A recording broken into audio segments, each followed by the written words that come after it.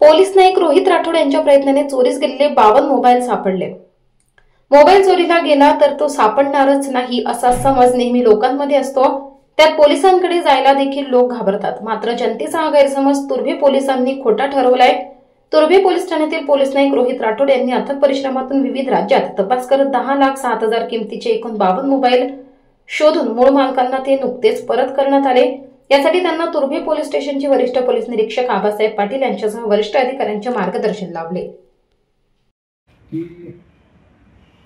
खूप म्हणजे तत्पर आहेत ते, तर त्यांनी कोणत्याही प्रकारचं त्यांच्याकडे काही असेल तक्रार, कारण काही दिवस अगोदर म्हणजे माझ्या मनामध्ये असं होतं की एक मोबाईल म्हणजे आईसाठी म्हणजे मी गिफ्ट देणार होतो, पण आता मला असं वाटतं की ते माझे धाकाचे पोलीस बंधू तर खरोखर सांगतोय। आणि सरांना मी राठोड सरांना मी आभार मानेन त्यांचं की इतक्या चांगल्या प्रकारे त्यांनी म्हणजे त्याचं काम त्यांच्या हातून म्हणजे चांगले कार्य घडो।